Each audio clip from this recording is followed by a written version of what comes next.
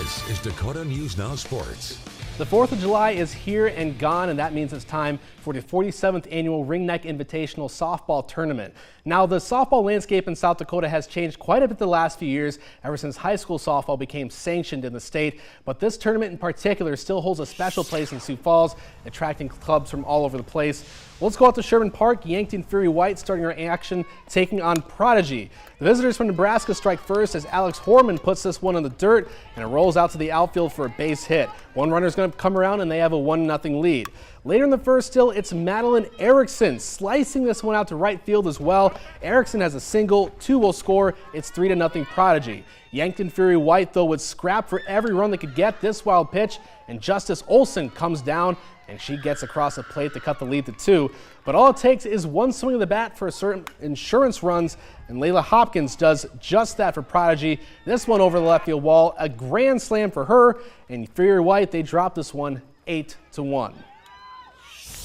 Later on, Brookings Outlaws are taking on the Phillies from Manitoba in their first game of pool play.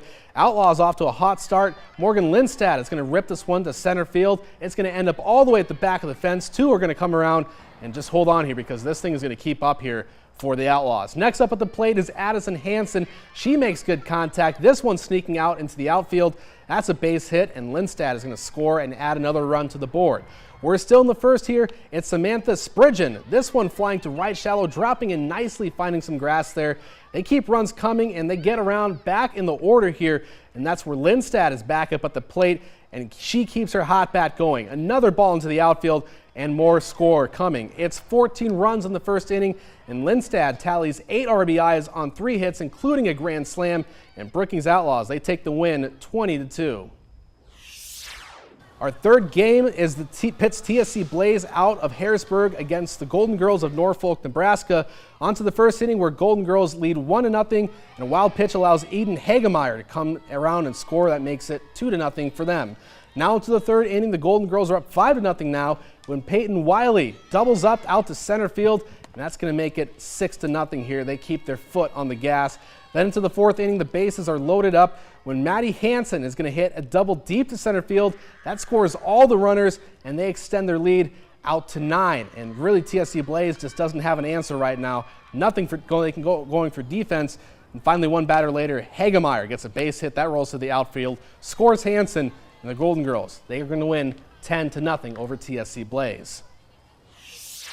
And finally, the late one out at Nebraska, at Sherman Park, as Nebraska Quakes Gold takes on the Sanford Sports Academy 18U squad. Top of the big game here, it's tied at 0 when Reese Merrick is going to triple into right field, and that's going to score the first run of the game, giving Sanford Sports a 1-0 lead.